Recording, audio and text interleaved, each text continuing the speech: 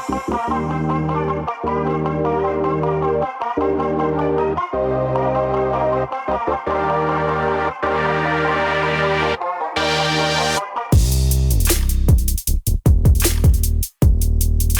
everyone, my name is Diaz. I am the Chief Visionary for CEO Club's Impact Worldwide, and where our legacy is helping you reach your legacy.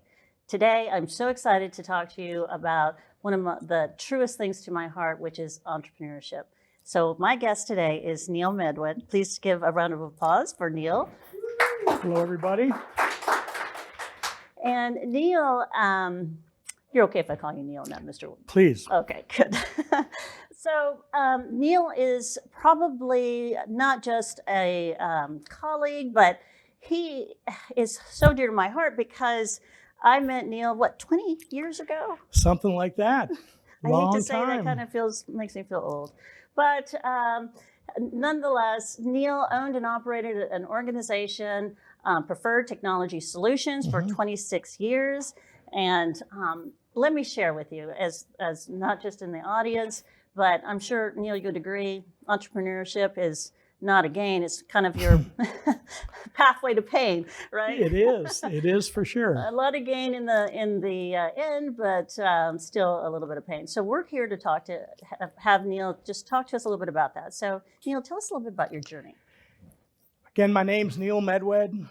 I'm the VP of Corporate Development and M&A now for Meriplex. I was the President and CEO of Preferred Technology Solutions for over 26 years. Entrepreneurship, it's great and it's challenging, for lack of a better word, depending on the day, the week, the month, things like that. The hours sometimes. The hours, yeah, for sure. When you're an entrepreneur, it's a 24/7, 365 journey. It's, you don't Friday, 5 o'clock hits, you don't shut it off till Monday morning at 8. You're thinking about your business, you're thinking about your employees. Most importantly, you're thinking about your customers nonstop. You're trying to make sure that you're doing the right things, making the right decisions, making the right choices for your business, for your employees, and for your customers. So it's a great burden. On the other side, it's one of the most enjoyable things if you do it right, and no one's going to do it perfectly, but if you do it right, you're going to employ great people. Your team becomes a family. You see their successes going from here to here to here in their careers, even if they leave you to go to another chapter of their lives. It makes your heart, pitter patter. So there's truly good as well as challenges, being an entrepreneur. Again, I opened up Preferred Technology Solutions 26 and a half years ago, or actually right now about 29 years ago, but it was, most of us, you're in the industry somehow. You don't just say, okay, throw a dart, I want to be in the technology industry. You grow up you learn the industry, and then something happens. So do you think that, so I'm glad you said that, because, you don't wake up one day and say, I think I'm going to jump into that industry. What made you decide, I think I'm going to do this? When I got in the technology industry, yeah. It's a funny story. I graduated Michigan State University, came down here, fell in love with the people in the city of Dallas, the energy and everything else. And so I was down here visiting one day, and I looked into classified, and I got a job as an insurance person. When interviewed, you'd be great. After 2 weeks, dogs chasing me, knocking on doors. It was like, this isn't for me. I went to work at a restaurant bar, which I was junior high school, college in the restaurant bar business.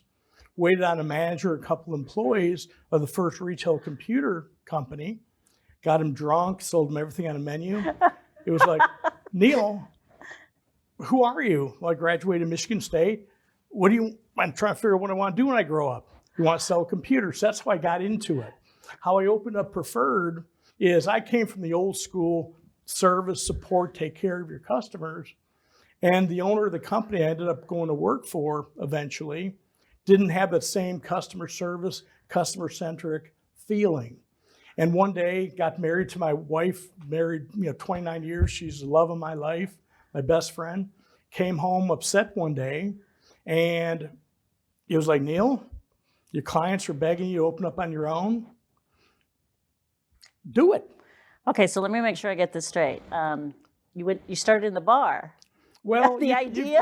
That's how I got into Not technology. that we're pushing that on anybody. I always knew that I was going to be in sales. I Okay. didn't know what kind of sales. And just one thing led to another. And that happens a lot in this industry. When you look at people going to college, they may Right. go for a degree or something, but do they truly always know what they want to be when they grow up? Right, right. Not always. That was certainly, I knew I wanted to sell, but I had no idea what I was going to sell. Got in the computer industry, and I never looked back. Mhm. So, okay, so you get started, Mhm. and how did you get funded? Was it something that you did yourself, or did you go to the bank? I or- had $5,000 saved up. Mhm. We started my company, Preferred Computer Systems, back then it was called, before we changed to Preferred Technology Solutions. But $5,000, clients who believed in me and wanted to support me, Mhm. and did it from my kitchen table before I got an office, things like that, Mhm. and kept on growing, building, and it was a great journey. Sometimes you want to commit Harry Carey, My wife would know, and we'll talk about some of the lessons learned. I'd come home sometimes. My wife worked with me much of the business, but she knew when I needed to take a vacation. When I'd come home from work, I'd go in a jacuzzi and tears would start running down my eyes. And she'd, Neil, we're going to Mexico. And, again, we worked together, most of our career. She did admin and HR and, receivables and that stuff, and I did everything else. And again, back to the challenges, entrepreneurship is not for the faint of heart. Entrepreneurship is one of the hardest things one will ever do. But again, when you see your employees succeeding, when you see their families succeeding, when you succeed, Mhm. it's also the something that just makes your heart pitter patter. Mhm. It gives you great happiness. Right. For me, it's a dash between life and death. How many people can you positively influence in this world? Right. And being an entrepreneur, if you really think about it, all these families, college for the kids, empowering their careers to grow, that's very, very special. Well, entrepreneurship, anything that we have today has been built by an entrepreneur Mm-hmm. who has had sweat and pain and, grit to make them go through it. But it's really about purpose, because let's talk a little bit about purpose, because an entrepreneur, when you think about the pain that they go to get the gain, they're going through a lot that they have to see beyond the pain and see for the future what they possibly can have, not just for themselves. A thought leader is about thinking, what are we giving to families like you talk about? What are we giving to employ people and give them jobs? What are we doing to give back? So it's a byproduct of what we are doing to help not just our community, our world. But tell us a little bit about that. Well, purpose. For me, starting off opening up my company, it was because I wanted to serve my clients much better than I could working with the firm that I was working with. Mm-hmm. I cared much more than my former owner did. Mm-hmm. And that's why the clients were so supportive of me, starting off. Purpose. That's a big word. If you look at our economy for the most part is run by smaller businesses. Mm-hmm. You have the triangle, large businesses up here, medium over here, and this big base of small businesses. These businesses up top over here Mm-hmm. started off way down here, and they built and grew their organization to go from small business to medium size, from medium size to large, from large, to enterprise. Mm-hmm. And, some things I want to talk about here is how do you go from here to here to here to here? How do you Right. avoid mistakes? How do you enhance successes? You know, I'm an older man now, and I sold my business, 29 months ago to Meriplex. The best thing I could have ever done. If I knew then what I know now, I would have run my company, so different. I was part of a peer group, and that was, you can be an island upon yourself, or it could be a confederation of like companies, like minds, who have been in similar or the same type of seats as Absolutely.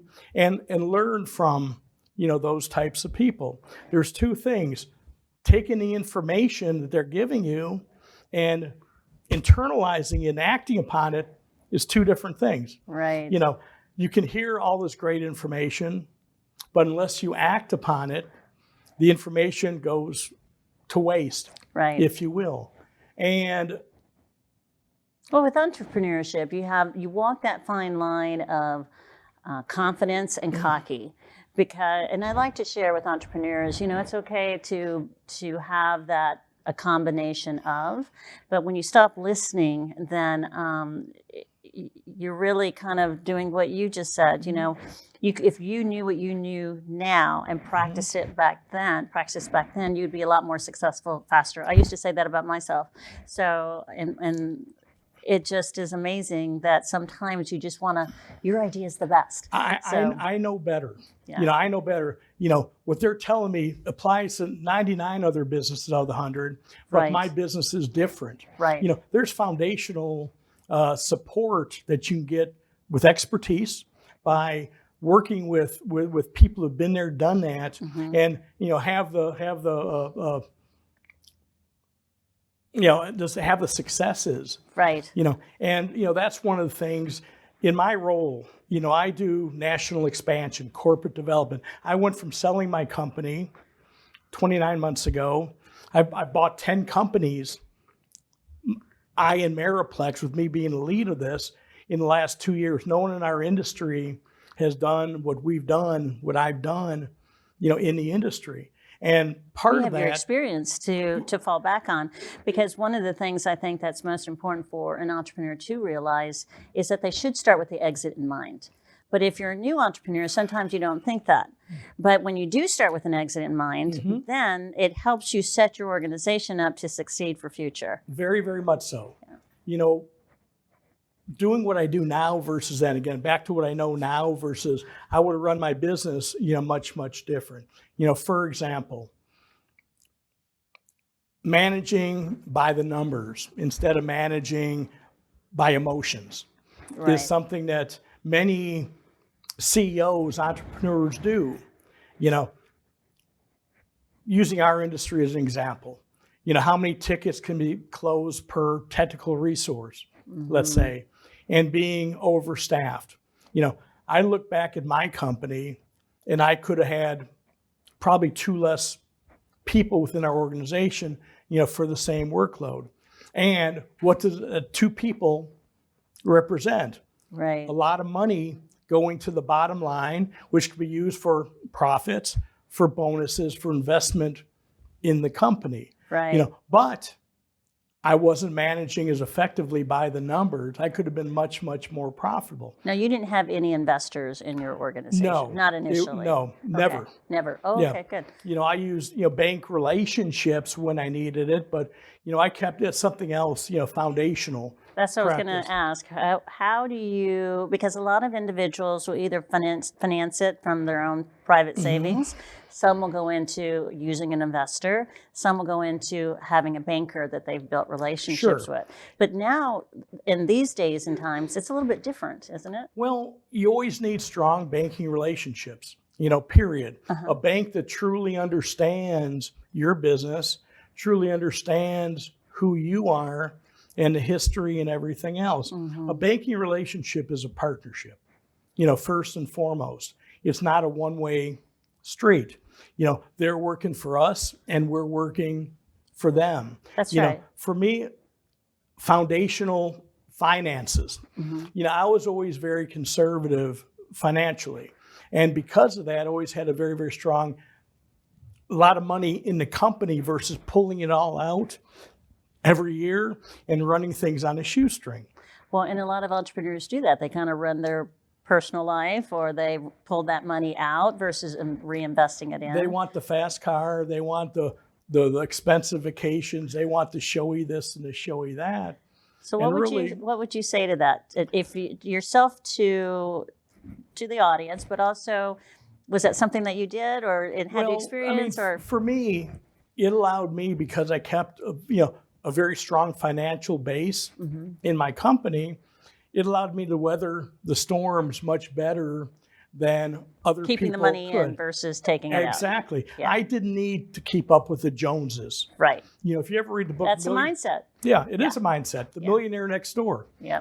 If if your drive is to have the fancy cars and I have a lot of good stuff. But now, yeah, 26 years later. But again, being very conservative, the banks obviously like that. And when you have a big financial base, they're much more able to, if you need more money for an expansion, for receivables, for inventory, whatever it is, they're much more able to give it to you. Well, I like to look at businesses. You cannot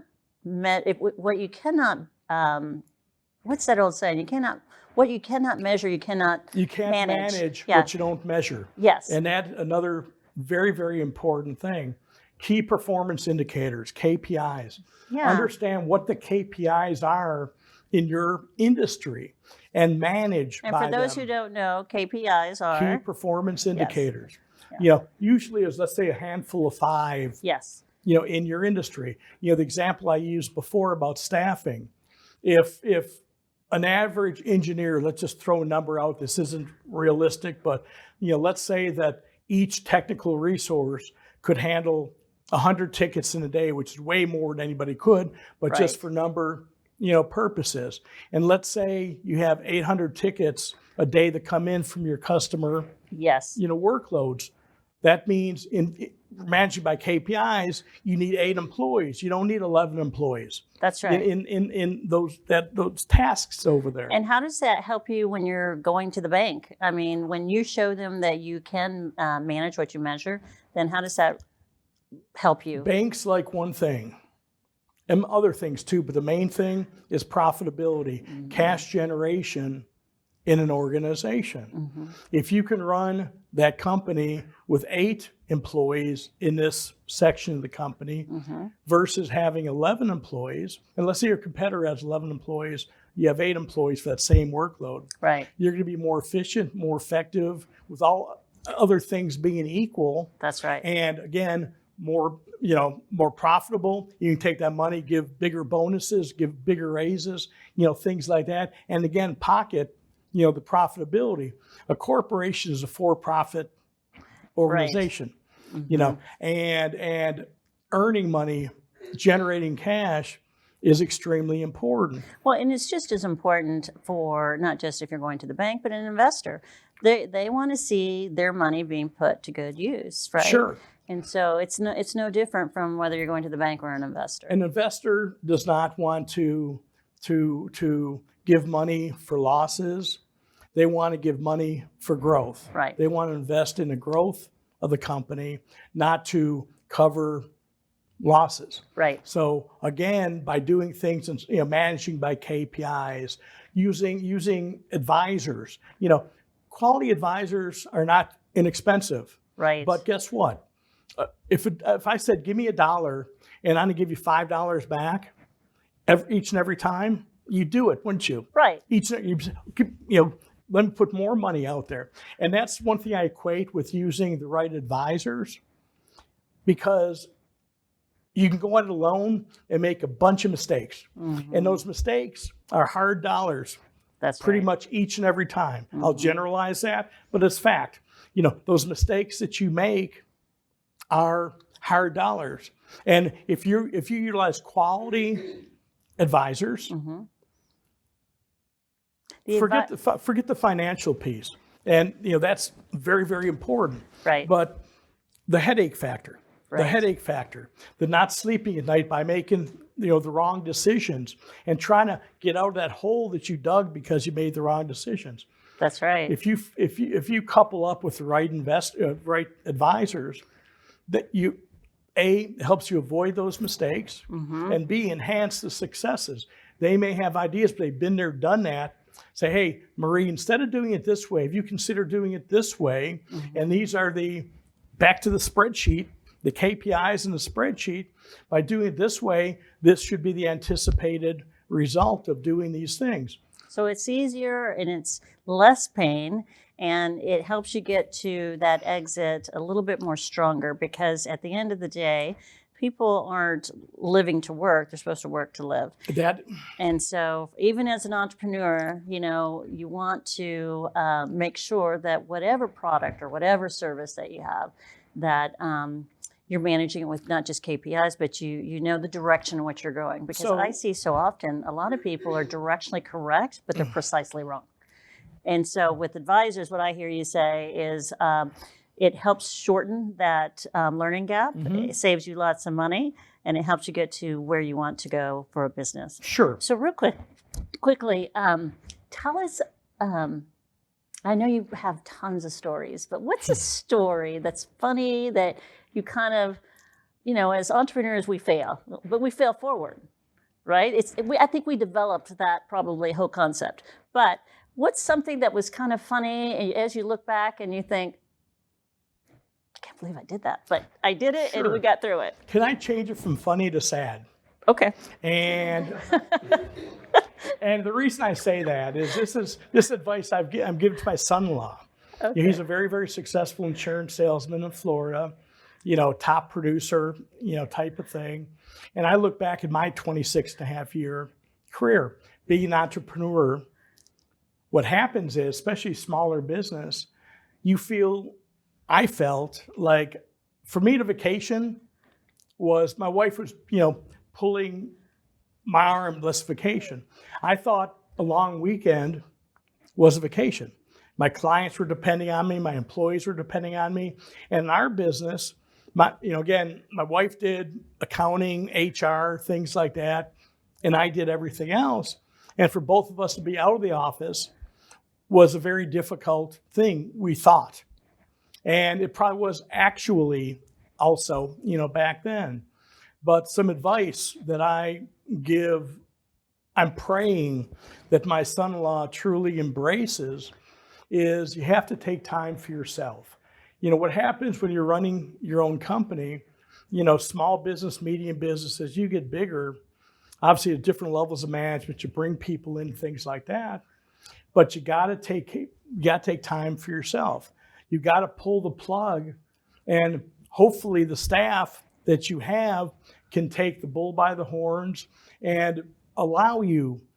One of the big things being an entrepreneur of a small business is getting it through your head that these are competent people. So number one is I'm looking you, entrepreneur, right at the camera over here. Make sure to take time for yourself, and especially for your family. Your family needs you as much as a business does. If you have a staff underneath you, for me initially, I'd give people titles, but I truly wouldn't empower them. Yeah. I was that funnel that all decisions pretty much had to go through. Yeah. So I'd give someone a title, but I wouldn't empower them to make decisions, even make mistakes. Right. There's different ways to get to the same conclusion. That doesn't mean one's right and one's wrong, but this is a conclusion. I may think of this is the way it should be done, and they may think this is the way. It gets to the same place.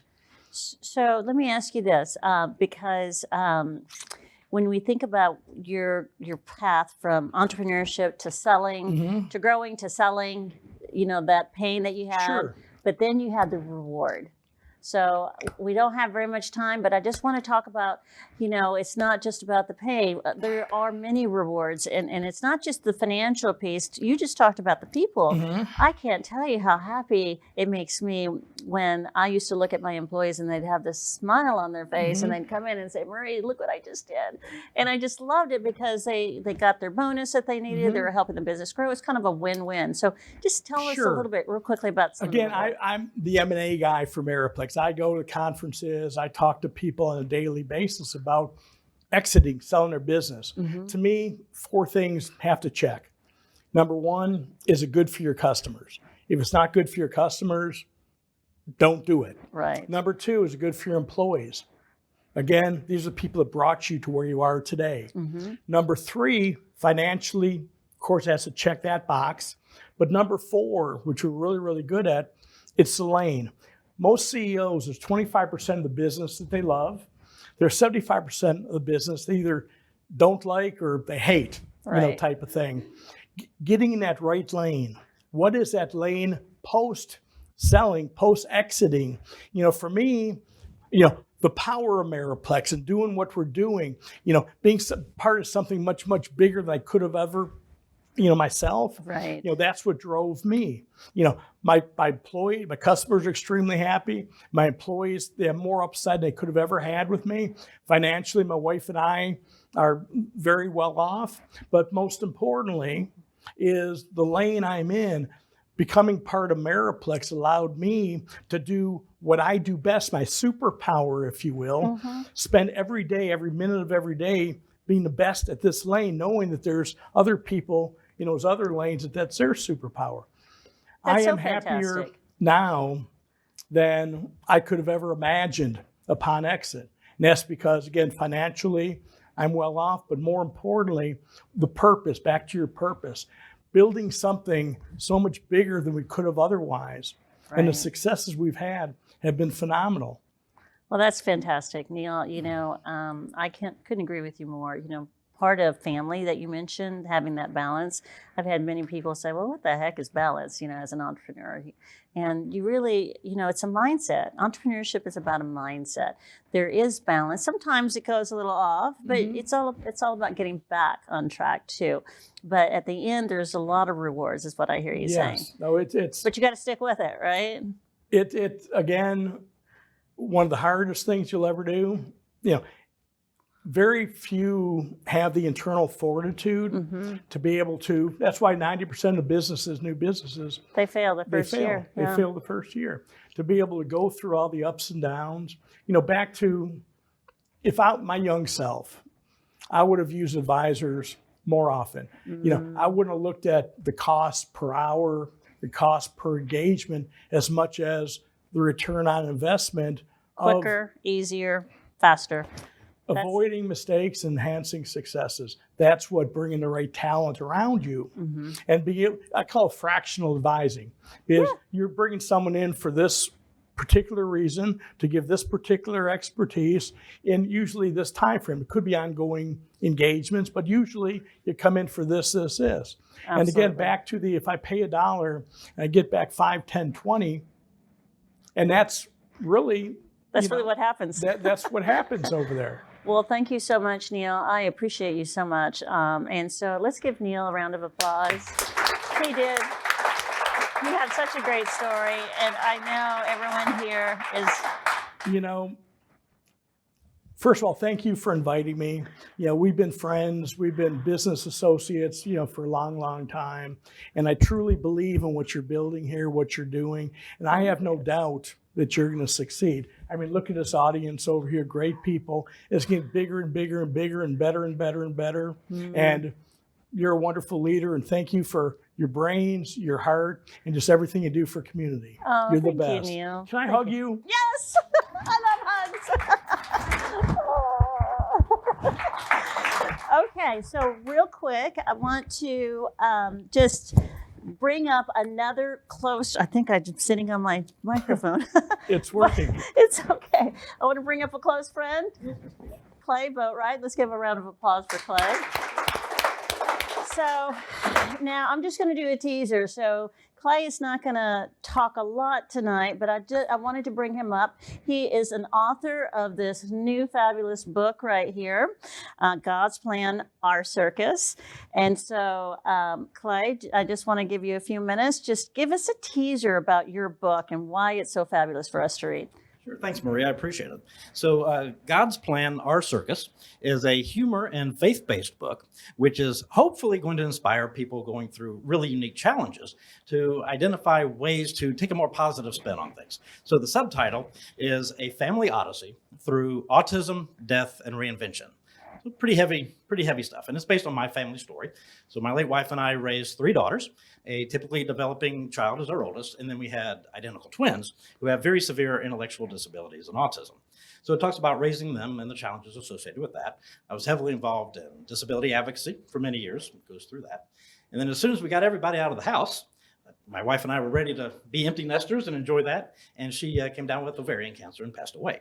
So it sounds heavy. I mean, it's heavy stuff. But again, it's a humor and faith-based book. And the best way to, and you're like, how do you pull that off? And actually, the best description, I think, is at the very end. I'm describing a conversation that I have with a woman. And she made an interesting comment. She said, Clay, we all have experiences and challenges, baggage and drama. I thought about that, and I said, yes and no. We do all have experiences and challenges. That's true. But baggage and drama are optional. It's all in how we choose to look at our lives. And happiness is a choice. And that's the undercurrent of the entire book, is no matter what challenge you're going through, it is our choice on how we choose to look at it. Do we let it pull us down into the sewer, or do we look for ways to be inspired by it? And there's a certain CEO inspiration. I mean, I have to believe in your business, there were many times where you were faced with some pretty dire challenges, and you could let it exactly the Harry Carey. You could let it bring you down, or you use your own creativity and ingenuity to pull yourself out of it. So it's true not only with CEOs, it's true in our personal lives as well. Yeah. I'm so excited to talk about it in our next show because, and I'll tell this little secret. You may kill me later, Clay, but. He talks a little bit in this book about not just his life as a husband, as a father, but a little bit later in the book, he talks about... The comic relief of the book is something this you have to have at the very end. So I mentioned my wife passed away. And about 4 months later, I launched into the fascinating world of dating in your mid-50s. And back in 1986, when I met my wife... Dallas, Texas. In Dallas, Texas, yeah. So back in 1986, when I met my wife, we didn't have these things called dating apps. It's a fascinating world. So getting into that, and there's a lot of examples of the little microcosm of sociology that I discovered getting into that world. So that's the reinvention part. So the autism is my children, the death is my wife, the reinvention is me.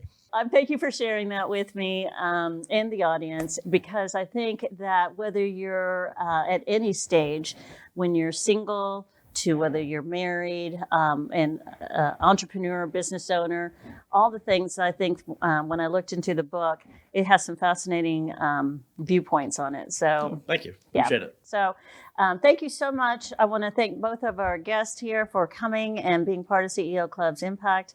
Our goal is at CEO Club's Impact is to impact. And so I think with what you guys have said, will truly help others not only just grow personally, but grow on a professional level. So I am Marie Diaz. Thank you so much. This is Marie Diaz signing off. Bye for now.